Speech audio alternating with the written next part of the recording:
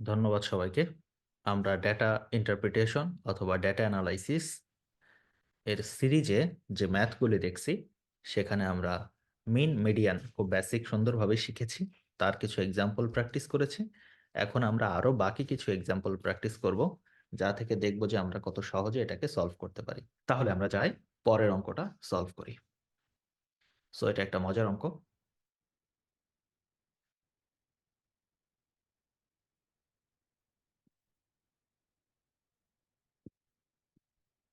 ওকে, so এই অঙ্কটি প্রথমে সলভ করে ফেলুন ১.৫ মিনিটের ভেতরে, তারপর এটা আমরা সলিউশন নিয়ে কথা বলবো। ওকে, স্টার্ট নাও। ওকে, যারা আনসার দিয়েছেন, যদি আমি আনসারগুলো দেখি। চমৎকার। ওকে, জি। এবং সবচেয়ে মজার বিষয় হলো, যতজন আনসার দিয়েছেন, একজনেরও আনসার হয় নাই। আমার এখানে তো স্টুডেন্ট অনেকে আছেন, সিএসসি আইসিটির স্টুডেন্ট, ইভেন ইঞ্জিনিয়ারিং স্টুডেন্ট বোধহয় বেশি আপনাদের নতুন ব্যাচে, আমি যতটুকু খেয়াল করেছিলাম। কিন্তু একটা অ্যাভারেজ বের করার ম্যাথ আপনি করতে পারেননি। এটা কোন ধরনের ম্যাথ? এটা হলো ওয়ার্ড প্রবলেম।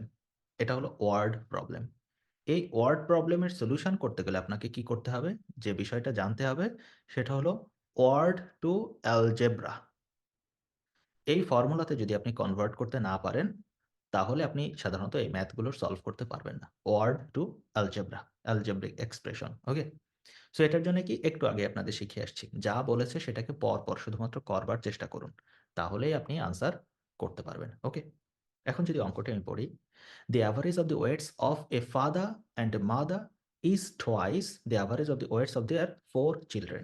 তাহলে খেয়াল করেন, 4টা বাচ্চা, এদের যে অ্যাভারেজ ছিল তাদের দ্বিগুণ সমান সমান ফাদার মাদার তাদের অ্যাভারেজ। তাহলে ফাদার মাদারের যে অ্যাভারেজ সেটা হচ্ছে 4টা চিলড্রেনের কি অ্যাভারেজেরও দ্বিগুণ, তাই না?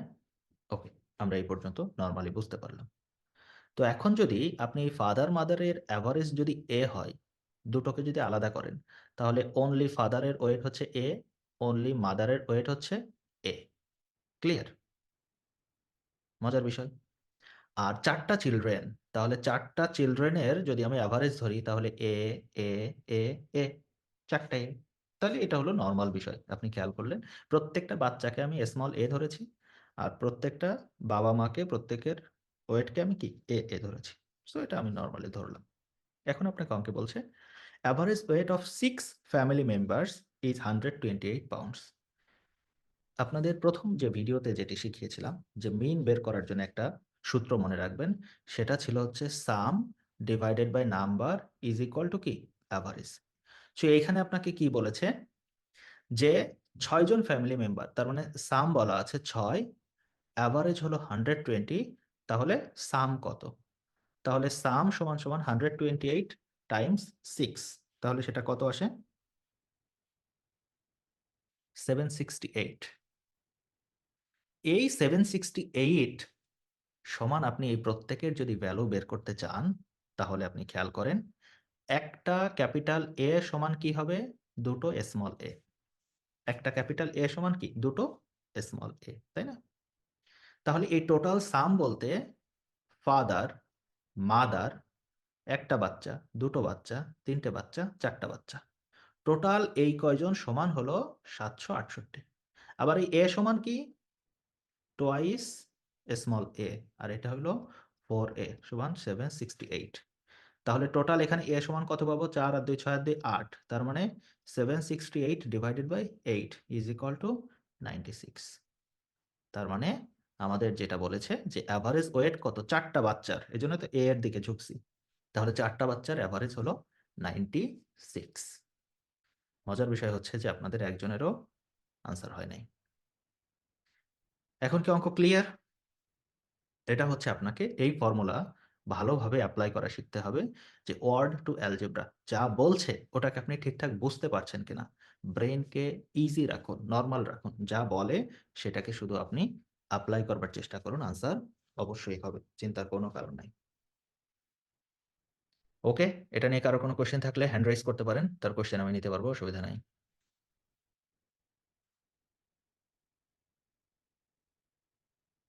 কেউ একজন শুধু জয়েন করছে আর লিভ নিচ্ছে।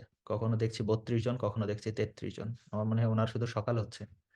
হার 206, 207। যাই হোক। ওকে, এটা নিয়ে তাহলে আর কারো কোনো কোয়েশ্চেন নাই, তাই তো?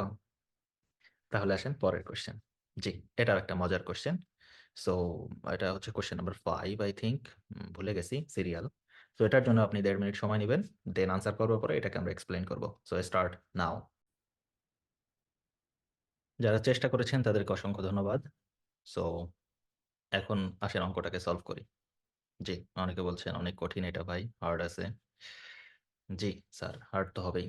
সো সলভ করার ওয়ে জানলে তখন আর হার্ড লাগবে না। প্রথমত যেটা শিখতে হবে সেটা সলভ করার ওয়ে। সো এটাকে বলে মাল্টিপল এমসিকিউ। যখন বলা থাকবে ইন্ডিকেট অল সাচ ইন্টিজার্স, তখন আপনারা আমাদের প্রতি মাসের প্রথম 10 তারিখের ভেতরে একটা ব্যাচ শুরু হয়। আপনারা আপনাদের পরিচিত কেউ জয়েন হওয়ার জন্য আমাকে মেসেজ দিতে পারেন হোয়াটসঅ্যাপে।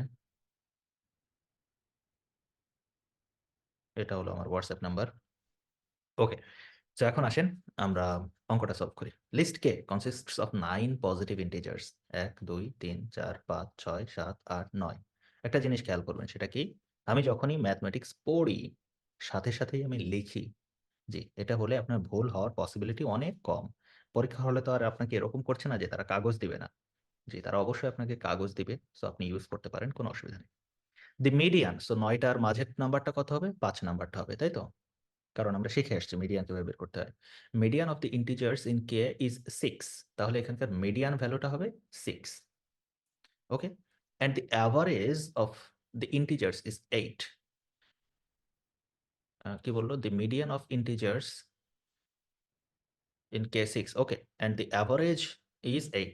তার অর্থ হচ্ছে এই গোটা যে নাম্বারগুলো আছে, এই নাম্বারের এভারেজ হলো 8। সো এভারেজ যদি 8 হয়, তাহলে টোটাল বা হচ্ছে আপনার সাম, এটা বের করার সূত্র কিভাবে বের করেছিলাম? ৯ টা নাম্বার। ৮ নং ৭২। তাহলে টোটাল সাম হলো 72। সো এখানে যে ভ্যালুগুলো বসাবো সবগুলো যোগ করলে আমি কত পাবো? 72 পাবো।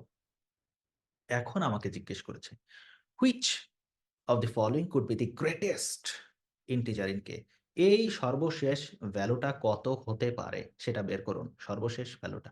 তো এটা আপনাকে গ্রেটেস্ট চেয়েছে। তো এই নাম্বার যদি সবচেয়ে বড় বানাতে চান, তাহলে আগের নাম্বারগুলো কি করতে হবে? অবশ্যই সবচেয়ে ছোট বানাতে হবে। তো ৬ এর চেয়ে সবচেয়ে ছোট পজিটিভ ইন্টিজার কত? ১। এবং মজার বিষয়, আপনাকে কিন্তু বলে নাই যে ডিফারেন্ট নাম্বার নেন। যদি এখানে বলতো যে ডিফারেন্ট, তাহলে আমি সেম জিনিস নিতে পারতাম না। যেহেতু উল্লেখ করে নাই ডিফারেন্ট, সো আমি অবশ্যই সবগুলো ১ নিতে পারবো। তাহলে অঙ্কটা কিন্তু দুটো, এই একটা অঙ্ক থেকে দুটো অঙ্ক হইতে পারে। আপনাকে পুরোটা হিসেব করে দেন আপনাকে সলভ করতে হবে। ওকে? অ্যান্ড দেন ফাইনালি এই ৩ টির ব্যাপারে। যেহেতু এটা আমি সবচেয়ে বড় ভ্যালু চাই, তাহলে এখানে ভ্যালুগুলো ছোট নেন। আর মিডিয়ান তো ফিক্সড। মিডিয়ানের চেয়ে এখানে আমরা তাহলে ভ্যালুগুলো ৬, ৬, ৬ করে নিতে পারি। সো খেয়াল করেন, এই সবগুলোর যোগফল কত হতে হবে? 72। তাহলে এগুলি যদি আমি যোগ করি, যে ৪ ছক ২৪, ২৫, ২৬, ২৭, ২৮। ৭২ থেকে যদি ২৮ বিয়োগ দেই, তাহলে কত থাকে? ৮, ১২, ৪, ২ একে ৩, ৪, ৪৪। তার মানে ৪৪ এর চেয়ে কম হইতে হবে। সৌমি, জি, আপনার প্রশ্ন। স্যার এই ১২টা কি আপনি স্যার এগুলো সবটা করে তারপর ওই ৭২ থেকে বাদ দিয়ে ১২টা বের করলেন? জি, মানে মিডিয়ানের এই ছয়গুলা বসালাম, তারপরে ওই যে ১০ গুলা যে বসালাম স্যার, এটা আমরা ইয়ে করে মানে এমনি মানে অনুমান করে বসালাম। ১০ গুলা কি জন্য বসালাম, কিভাবে বসালাম স্যার? ওকে, মিডিয়ানটা বুঝছি, এই পাশটা বুঝতে পারছি। ওকে, সুন্দর। তার অর্থ প্রথম অংশ আপনার কাছে ক্লিয়ার, দ্বিতীয় অংশে সমস্যা। আমি দ্বিতীয় অংশ মনে করেন পুরোটা আমি মুছে দেই। শুধুমাত্র দ্বিতীয় অংশের সলভটুকু করি, তাহলে আপনার কাছে ক্লিয়ার হবে। মনে করেন এখানে আপনার গ্রেটেস্ট না বলে লোয়েস্ট বলেছে। ওকে? তখন আপনি কিভাবে সলভ করতেন? সো আপনার নাম্বার হলো ১, ২, ৩, ৪, ৫, ৬, ৭, ৮, ৯। এ হলো ৪ টা নাম্বার। সো সবচেয়ে লোয়েস্ট যদি ধরতে হয় এই নাম্বারটা, তাহলে আপনাকে কি করতে হবে? আগের সবগুলো সবচেয়ে গ্রেটেস্ট ধরতে হবে। তার মানে এই পাশের গুলো তো আপনার ৬ থেকে বড় হওয়ার সুযোগ নাই। কারণ আমরা সবসময় মিডিয়ান বের করার সময় ছোট থেকে বড় অথবা বড় থেকে ছোট লিখি। তাই তো? এই সবগুলোর যোগফল আমাদের হতে হবে হচ্ছে 72। তার ভেতরে এই 5টা পজিশন এখন আমাদের ফিক্সড। তাহলে আমরা ভ্যালু কত পেলাম? 42। তার মানে এই 4টা ভ্যালুর যোগফল হবে 42। তো আপনি এখন কিভাবে সাজালে এইখানে সবচেয়ে কম ভ্যালু বসাইতে পারবেন সেটা আপনাকে মাথায় রাখতে হবে।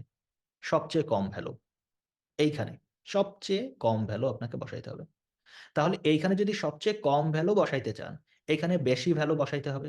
তো আপনি ধরেন এইভাবে নিলেন 999। ওকে, দেন যদি এখানে ভ্যালু বসাইতে চান তাহলে খেয়াল করেন 3 নং 27, 5 12 15 নিতে হয়। এখন এই 15 চেয়েও কম বসানো যায় কিনা? অবশ্যই যায়। যদি আপনি 10 10 10 12 নেন, সেক্ষেত্রে আপনার যোগ করলে 42 হয়। এবং কেন এইভাবে নিতে হবে? কারণ আমরা তো ছোট থেকে বড় সাজাইতেছি। অবশ্যই আগের ভ্যালু পরের ভ্যালু থেকে ছোট হতে হবে অথবা সমান। যার কারণে এটা। এখন এর চেয়ে আপনি যত কম নিবেন এই ভ্যালুটা তত বাড়তে থাকবে। কিন্তু আমাদের মূল লক্ষ্য হচ্ছে এই শেষ ভ্যালুটাকে কত ছোট করা যায়। তাহলে শেষ ভ্যালুকে ছোট করতে হলে এই ভ্যালুকে বড় করতে হবে। এখন আপনি নরমালি চিন্তা করেন এই ভ্যালুটাকে আপনি 10 নিবেন। তো খেয়াল করেন তাহলে এটা যদি 10 নেন, তাহলে এর আগেরগুলো, এর আগের যে 3টা ভ্যালু অবশ্যই 10 অথবা তার চেয়ে কম হতে হবে, কারণ আমার ভ্যালুতে দেওয়া আছে 10। তো আপনি যদি 10 করেও নেন তাহলে 2 শর্টেজ পড়ে যায়। 42 থেকে 2 শর্টেজ পড়ে যায়। তার মানে সেই 2 আপনাকে এখানে যোগ করতে হবে। অথবা আপনি এখানে যদি 12 না নিয়ে এভাবে নেন যে 10 10 11 11, তার মানে সর্বশেষ ভ্যালু 11। তার মানে কোনোভাবেই 10 নিয়ে তৈরি করা পসিবল নয়। তার মানে সর্বনিম্ন ভ্যালু আপনার 11 হতে পারে, তার চেয়ে নিচে পসিবল নয়। এজন্য আমাদের আনসার হচ্ছে 15 24 40। গ্রেটেস্ট ভ্যালু হলো এটা। সৌমি, আপনার প্রশ্ন। স্যার, আমি এইটুকু বুঝতে পারছি। আর এখানে যে কোশ্চেনে গ্রেটেস্ট কথাটা যে বলছে, এই গ্রেটেস্ট মানে কি আপনার শেষেরটা মানে সিঙ্গেল সব থেকে বড় হবে, নাকি এমন হতে পারে যে এই কম্বিনেশনটা কি সম্ভব যে 8 10 12 12 এই কম্বিনেশন সম্ভব, মজার নাকি বিষয় শেষেরটা হলো শুধু বড়ই হতে হবে? আপনি মিডিয়ানের সংজ্ঞা ভুলে যাচ্ছেন। মিডিয়ানের সংজ্ঞা হলো, না না স্যার, আমি ছয়ের উপরে কথা বলছি আর কি। হ্যাঁ হ্যাঁ, 8 10 12, মানে 12 12, এটা কি সম্ভব এই কম্বিনেশনটা? মানে আমি বলতে চাইছি এটাকে আমরা ধরেই নিব যেহেতু গ্রেটেস্ট বলছে, সেহেতু শেষেরটা সবার থেকে বড়, মানে অন্য কোনোটা তার মতো বড় হতে পারে না, তার আগেরটা তার মতো বড় হতে পারে না। কোনো অসুবিধা নাই। 8-এর থেকে ওটা 10 হতে বড়, পারে। 10-এর থেকে আচ্ছা 12 বড়, আচ্ছা, কারোর চেয়ে 12 সমান অথবা হ্যাঁ বড়। হ্যাঁ, এই কম্বিনেশনটা পসিবল নাকি আমি এটা জানতে হ্যাঁ, চাচ্ছি। যোগ করলে যদি 42 হয় এটা অবশ্যই। হবে না স্যার? জি, অবশ্যই। হ্যাঁ হ্যাঁ, জি জি আচ্ছা ঠিক আছে স্যার, এটা জানতে চাচ্ছি। জি জি, ওয়েলকাম। যাই ধরেন না কেন আমাদের টার্গেট হলো সবচেয়ে ছোট নাম্বার কত? 11। তো 11-র নিচে এখানে 10 দেওয়া আছে, যেটা তো আমাদের গ্রেটেস্ট নাম্বারের ভেতরে পড়বার কোনো সম্ভাবনা নাই। সো এটা বাতিল।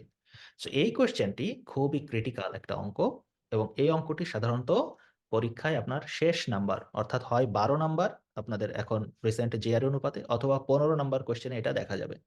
ছেলেমেয়েরা কি করবে, যখনই এই একটা পার্ট বের করে 44 পর্যন্ত, তখন ধুমায় সবগুলো আনসার দিয়ে দেয়। কিন্তু মজার বিষয় হচ্ছে অপর পক্ষ তো আপনাকে একটু চিন্তা করতে হবে যে আদৌ 10 এর ভেতরে পড়ে কি পড়ে না।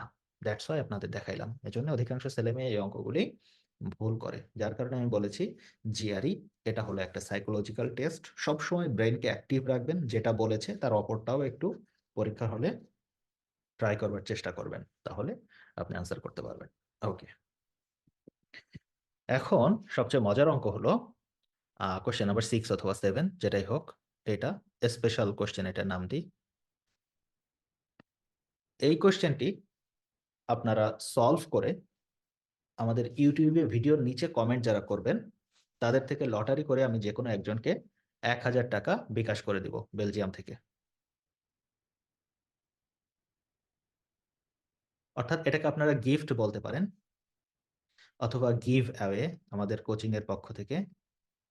যারা এই অঙ্কটি করে এটার পারফেক্ট সলিউশন অবশ্যই পুরো ডিটেলসে আমাদের ভিডিওর চ্যাট বক্সে কমেন্ট করবেন, এবং আমাদের যে পেজ আছে, Facebook page GRE Bangla target 330+, এখানে আপনি লাইক দেবেন, ফলো করবেন।